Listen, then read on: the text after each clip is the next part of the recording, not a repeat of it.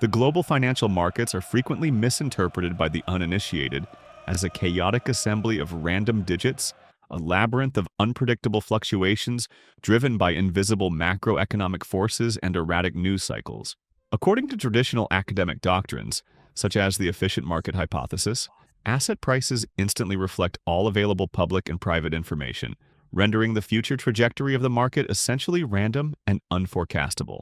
Under this strict theoretical framework, attempting to divine future price movements from past data is considered a futile endeavor. However, beneath the surface of this perceived randomness lies a highly structured chronological ledger of human behavior. A stock chart is not merely a mathematical artifact or a random walk. It is a profound psychological footprint. It is the graphical, continuous representation of human fear, greed, exuberance, and panic, aggregated across millions of market participants and distilled into a single narrative of price and time. When capital is deployed, it leaves a permanent mark. For the observer listening to this analysis, the flashing ticker tape and the jagged lines of a trading terminal might initially appear impenetrable. The purpose of this comprehensive exploration is to deconstruct the complex architecture of the stock chart, translating its highly visual language into a structural and psychological framework that can be conceptualized entirely through the spoken word. The listener is invited to embark on an auditory journey that begins in the feudal rice markets of 18th century Japan, progresses through the foundational financial theories of 19th century Wall Street, and ultimately arrives at the modern, algorithmic limit order books of the 21st century. Through this meticulous deconstruction, it becomes evident that reading a stock chart requires no visual aid whatsoever, provided one deeply understands the underlying mechanics of supply and demand, the mathematical elegance of trend indicators, and the immutable laws of behavioral finance. This analysis transcends generic, rudimentary financial advice. Instead, it serves as a microscopic examination of market microstructure, historical trend analysis, and the cognitive biases that dictate the flow of global capital. The investigation begins not with a digital screen, but with a physical ledger, a Japanese port city, and a profound realization about human nature. The foundation of modern technical analysis was not laid in the financial hubs of New York, London, or Amsterdam, but in the port city of Osaka, Japan, during the early 18th century. During the Tokugawa shogunate, Japan's economy was fundamentally agrarian, and wealth was measured not in fiat currency, but in agricultural output, specifically rice. Feudal lords collected their mandatory taxes in the form of physical rice, which was then transported by sea to the massive storage warehouses of Osaka. To monetize this agricultural wealth and maintain their highly luxurious lifestyles, these feudal lords began issuing warehouse receipts, formal promissory notes that guaranteed the future delivery of a specific quantity of rice. These receipts, which could be actively bought and sold by local speculators, effectively birthed the world's first formal futures market at the Dojima Rice Exchange. It was within this crucible of early commodity speculation that a brilliant merchant named Munehisa Homma emerged. Born in 1724 in the coastal city of Sakata, Homma inherited the management of his family's vast agricultural and trading empire. Homma was exceptionally astute. He was not content to trade based solely on immediate physical supply and demand. He recognized a revolutionary concept. While fundamental factors like weather patterns and seasonal harvest yields dictated the intrinsic value of the rice, the actual day-to-day trading price of the warehouse receipts was overwhelmingly driven by the emotional volatility of the traders themselves. To capitalize on this realization, Homma established an elaborate private communications network. Historical accounts suggest he placed a human runner every 6 kilometers between his hometown of Sakata and the Dojima Exchange in Osaka, a vast distance spanning approximately 600 kilometers. This unprecedented access to near real-time market data allowed him to meticulously record the daily opening, highest, lowest, and closing prices of the rice contracts. Through rigorous historical study, Homma identified recurring psychological patterns in the price movements, eventually codifying his observations into a systematic framework that would become known as the Sakata Rules, or the 5 Methods of Sakata, Sakata Goho. In 1755, Homma authored The Fountain of Gold, the Three-Monkey Record of Money, which is widely considered the first recorded text on market psychology. In this groundbreaking manuscript, he articulated a profound contrarian philosophy that remains entirely relevant today. When all are bearish, there is cause for prices to rise, and conversely, extreme public optimism invariably precedes a market collapse. He conceptualized the financial market as an eternal, cyclical rotation between yang, bullish enthusiasm and aggressive buying, and yin, bearish despair and panic selling. Homa's analytical methodology was so devastatingly effective that historical legends attribute to him a streak of 100 consecutive winning trades. He amassed a fortune estimated to be the equivalent of 10 billion modern United States dollars, ultimately elevating his societal status to that of an honorary samurai and securing a position as a primary financial advisor to the Japanese government. The visual representation of Homa's data, the mapping of the open, high, low, and close, evolved over the subsequent centuries into what is now universally known as the Japanese candlestick. Remarkably, it took until the early 1990s for this superior charting technique to be popularized in Western financial markets, primarily through the investigative efforts of market technician Steve Nyssen. Today, the candlestick remains the most vital microscopic building block of the stock chart, serving as a powerful visual metaphor for the daily psychological war waged between buyers and sellers. To interpret a financial chart is to read a highly detailed historical narrative, and the fundamental alphabet of that narrative is the single candlestick. A single candlestick records 4 specific data points over any chosen chronological period, whether that period is a single minute, 1 trading day, or an entire month. These 4 critical points are the open, the price at the exact start of the period, the close, the final price at the end of the period, the high, the absolute maximum price reached during the period, and the low, the absolute minimum price reached. One must conceptualize a vertical rectangular block. This block is formally referred to as the body or real body of the candlestick. The top and bottom horizontal edges of this rectangular body represent the opening and closing prices. If the asset's price closed higher than it opened, the rectangular body is typically rendered as hollow, white, or colored green. This structural formation signifies a bullish victory. The buyers took control of the session and successfully pushed the underlying value upward. Conversely, if the closing price is strictly lower than the opening price, the rectangular body is filled, black or colored red. This denotes a bearish victory. The sellers overwhelmed the buyers and drove the price down. The vertical size of this body, the absolute distance between the open and the close, indicates the degree of market conviction. A massive, elongated body suggests absolute dominance by one side of the market, while a narrow, highly compressed body signifies profound indecision, or a balanced tug-of-war between supply and demand. Protruding from the top and bottom of this central rectangular body are thin vertical lines known as wicks or shadows. The peak of the upper wick represents the absolute highest price achieved during the trading period, while the terminal point of the lower wick represents the absolute lowest price. To truly master the candlestick, one must view it not as a static geometric shape, but as a dynamic, evolving battlefield report. The wicks tell the specific story of the intraday combat. Consider a specific technical formation known as the shooting star. Imagine a candlestick with a very small red body located at the extreme bottom of the structure, accompanied by a massive, elongated wick stretching far above it. The narrative encoded within this candle is highly dramatic. When the market opened, buyers, the bulls, launched a massive offensive, driving the price drastically higher. They appeared to be in total control of the asset.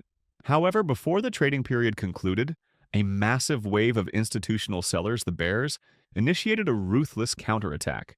The sellers not only halted the upward advance, but aggressively pushed the buyers all the way back down, forcing the final price to close near its absolute lowest point of the session. That long upper wick is the literal battlefield where the bullish advance was slaughtered. It physically represents trapped buyers and a profound rejection of higher prices. When an analyst observes a shooting star following a prolonged uptrend, it serves as a glaring warning that the bullish momentum has been thoroughly exhausted and a reversal is imminent.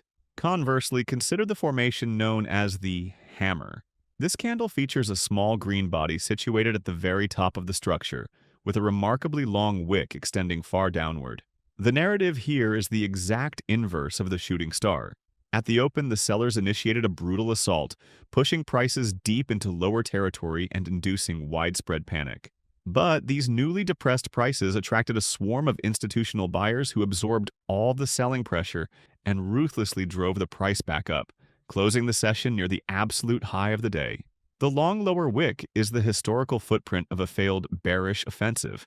It explicitly reveals that massive demand is fiercely defending that specific price level, strongly hinting at a potential upward reversal.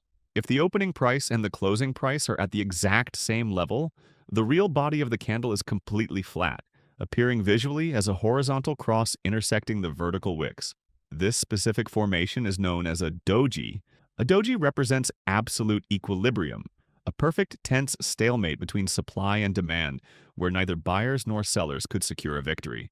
When a doji appears during a highly volatile, sustained trend, it signals that the prevailing macroeconomic force has lost its momentum, and a violent reversal may be on the horizon. To fully comprehend why a candlestick expands, contracts, or leaves behind a long, indicative wick, the observer must transition from the visual abstraction of the chart into the microscopic, mechanical plumbing of the financial markets, the market microstructure. A price does not move magically based on news headlines or analyst opinions. It moves strictly through the mechanical interaction of the limit order book. One must conceptualize a massive, continuously updating electronic ledger divided into two distinct columns. On the left side of the ledger are the prospective buyers, on the right side are the prospective sellers.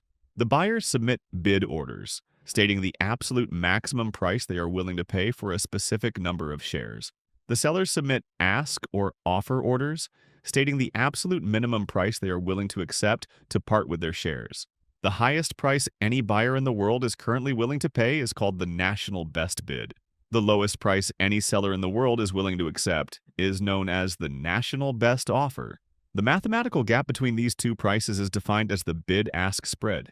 As long as the highest buyer refuses to pay the lowest seller's asking price, the market remains entirely static. A transaction only occurs, and a new price only prints on the chart when an aggressive market participant submits a market order. A market buy order immediately purchases shares at the lowest available ask price, crossing the spread and permanently consuming the seller's resting liquidity.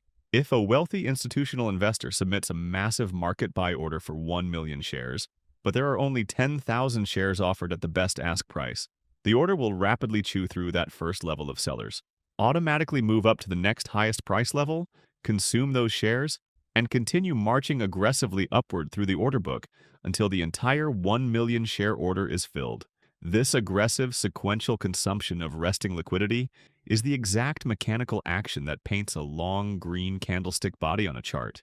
The price moves upward because the aggressive demand vastly exceeded the passive supply resting in the electronic order book.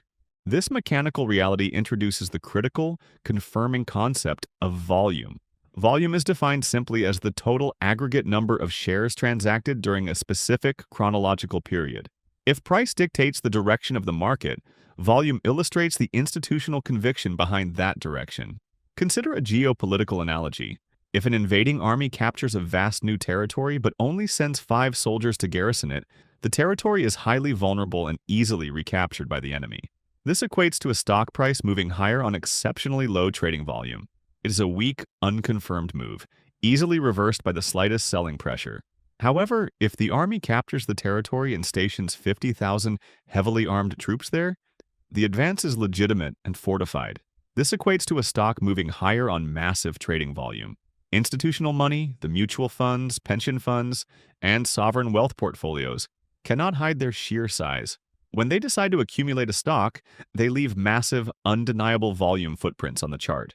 A wide green candlestick accompanied by towering volume bars at the bottom of the chart is the ultimate truth teller. It verifies beyond a shadow of a doubt that the heavily capitalized smart money is actively driving the trend. While Munehisa Homa laid the theoretical groundwork for micro-level price action in the East, the macro-level philosophy of trend analysis was being systematically formalized in the West during the late 19th century. Charles H. Dow, the co-founder of Dow Jones and Company, and the inaugural editor of the Wall Street Journal, observed the chaotic daily movements of the New York Stock Exchange and sought to identify a rational underlying order. His profound observations, published in a series of 255 editorials between 1900 and his death in 1902, were posthumously codified by his successors into what is now universally revered as the Dow theory. Dow theory rests upon 6 foundational tenets, which remain the absolute bedrock of all modern technical analysis. 1. The market discounts everything. The current price of an asset instantly incorporates all known public and private information, earnings reports, macroeconomic data, geopolitical tensions, and raw investor sentiment. The chart is the ultimate real-time aggregator of global knowledge. 2. The market has three movements. Dow eloquently likened market trends to the movements of the ocean. There is the primary trend, representing the massive long-term macroeconomic tide lasting from a year to several years. There is the secondary trend, representing the medium-term waves or corrective pullbacks against the primary tide, typically lasting weeks to months, and retracing a significant portion of the previous advance. Finally, there is the minor trend, the short-term daily ripples that last less than 3 weeks and constitute largely unpredictable market noise. 3. Primary trends have 3 phases. A major structural bull market begins with the accumulation phase, where astute informed investors quietly buy assets at depressed prices while the general public remains terrified. This slowly transitions into the public participation phase, where the broader retail market recognizes the advancing trend and rapidly piles in, driving prices significantly higher. The final stage is the distribution phase, characterized by extreme euphoria. Here, the same informed investors who accumulated early begin strategically selling their overpriced holdings to the greedy, late-arriving public, eventually exhausting demand and sparking a severe market reversal. 4. Indices must confirm each other. Dow posited that an industrial index's primary trend must be confirmed by a similar primary trend in the transportation index. His logic was rooted in physical reality. If the broader economy is truly expanding and manufacturers are producing more goods, the railway and transportation companies must necessarily be shipping more goods. If the Dow Jones Industrial Average breaks to new highs while the Dow Jones Transportation Average fails to follow suit, there is a fundamental contradiction, a non-confirmation, indicating a false breakout and underlying economic weakness. 5. Volume must confirm the trend. As previously explored in the context of market microstructure, price movements are merely hypotheses until validated by high trading volume. An authentic primary trend must be accompanied by expanding volume in the direction of the trend. 6. A trend persists. Until a clear reversal is proven, the fundamental physical principle of inertia applies equally to the stock market. An object in motion tends to stay in motion. Dow argued that an analyst should always assume a primary trend remains intact until incontrovertible technical evidence, such as a sequence of lower highs and lower lows, proves it has permanently ended. Dow's macro-level insights revolutionized the understanding of market cycles, but the sheer, overwhelming volume of daily price data often made the primary trend difficult to discern amidst the chaotic minor trend noise. To objectively define the tide, quantitative analysts developed a mathematical tool that smooths out daily price fluctuations, creating a continuous, flowing line that visually represents the average closing price over a specified historical period. This critical tool is known as the moving average. A moving average acts as a dynamic, evolving trend line, offering immediate insight into whether an asset is broadly advancing, declining, or consolidating. The two primary mathematical calculations utilized in modern technical analysis are the simple moving average, SMA, and the exponential moving average, EMA. The simple moving average is the most fundamental calculation. To compute a 50-day SMA, the closing prices of the past 50 trading days are added together, and that sum is simply divided by 50. As each new trading day concludes, the oldest daily data point is discarded from the calculation, and the newest closing price is added, causing the calculated average to move forward in time. Because every single data point in the 50-day window is weighted equally, the SMA is deliberately slow to react to sudden price spikes or intraday volatility. It behaves like a massive freight train, slow to turn, but incredibly powerful once in motion. It is the preferred tool for identifying the true long-term macroeconomic trend without being distracted by short-term noise. The exponential moving average, however, employs a highly complex weighting multiplier. It assigns significantly more mathematical weight to the most recent price data. For instance, in a 10-day EMA, the closing price from yesterday will have a far greater impact on the average than the closing price from 9 days ago, sometimes accounting for over 18% of the total calculation, depending on the specific multiplier formula. This makes the EMA hyper-responsive, acting like an agile speedboat that rapidly adjusts its course to reflect immediate shifts in market sentiment. Active short-term traders heavily favor the EMA because it provides an early warning signal of a trend change far faster than the lagging SMA. When analyzing a stock chart, these moving averages are not merely abstract mathematical lines. They become powerful, self-fulfilling prophecies, heavily monitored by algorithmic trading programs and major institutional investors. The two most universally tracked moving averages in global finance are the 50-day and the 200-day simple moving averages. The 50-day SMA represents roughly 2 months of trading activity, acting as the benchmark for Dow's intermediate trend. A stock trading consistently above an upward-sloping 50-day SMA is considered to be in a strong, healthy uptrend. The 200-day SMA represents roughly 1 calendar year of trading activity, serving as the ultimate dividing line between a structural bull market and a structural bear market. It is the institutional bedrock. Historical data demonstrates that since 1960, the S&P 500 index has spent 70% of its time trading above its 200-day SMA, acting as a crucial level of support during deep market pullbacks. When the price of a major asset drops to the 200-day SMA, millions of market participants collectively interpret it as a long-term discount buying opportunity, creating a massive influx of demand that often causes the price to abruptly bounce upward. The mechanical relationship between these two moving averages generates some of the most powerful and widely publicized signals in technical analysis. If the shorter, faster 50-day SMA crosses decisively above the longer, slower 200-day SMA, it generates a phenomenon known as a golden cross. This crossover is an extremely bullish long-term indicator, signifying that the recent buying momentum has become so incredibly strong that it has completely overpowered the long-term average, often heralding a massive macroeconomic expansion. Conversely, when the 50-day SMA crashes down through the 200-day SMA, a death cross occurs. This is a severe, deeply bearish warning that the underlying asset is undergoing structural distribution, often preceding deep economic recessions or prolonged market crashes. A fundamental question arises when observing these market dynamics. Why do prices predictably stall at specific historical levels? Why does a stock that crashed from $100 to $50 a year ago magically encounter massive selling pressure the moment it touches $100 again today? These invisible floors and ceilings, known in technical analysis as support and resistance, are not mathematical certainties. They are the aggregated physical manifestations of human cognitive bias. Classical economic theory assumes that market participants are entirely rational actors, continuously seeking to maximize their financial utility.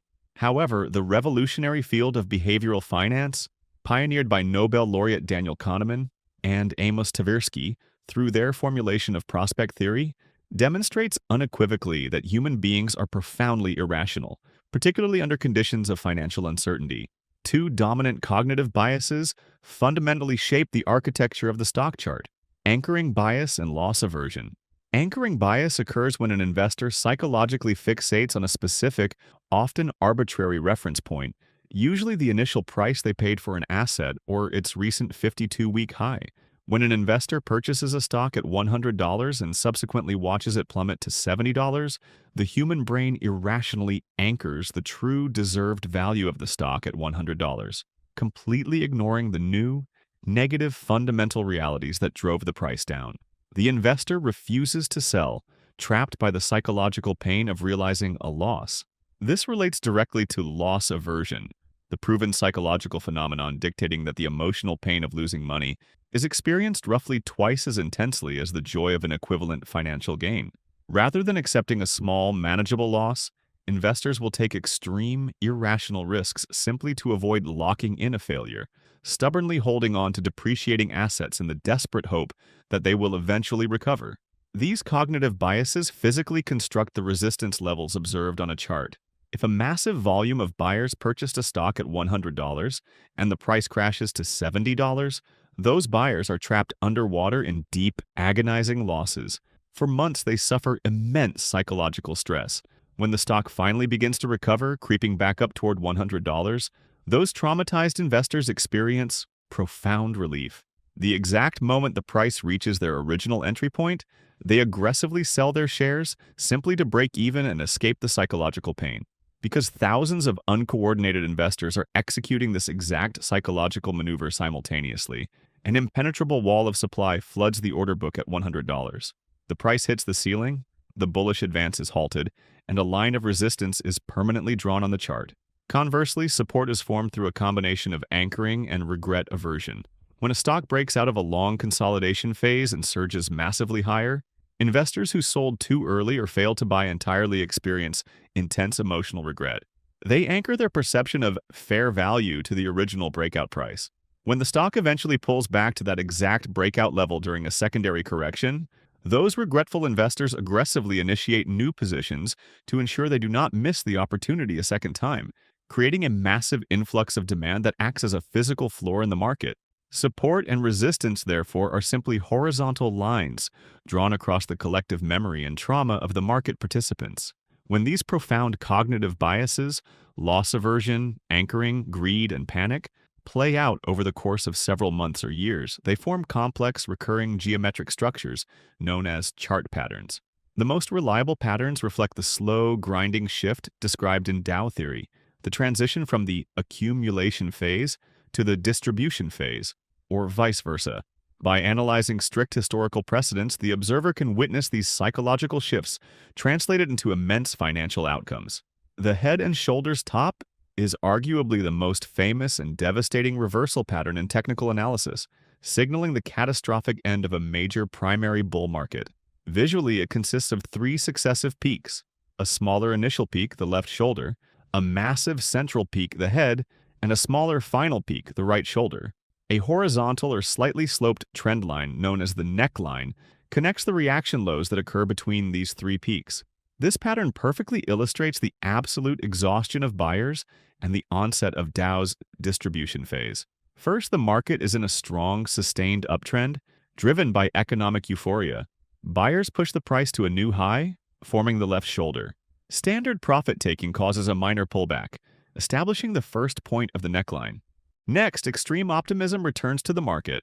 A massive surge of new capital, usually from unsophisticated retail investors entering late out of fear of missing out, propels the price to an even higher, unprecedented peak, the head.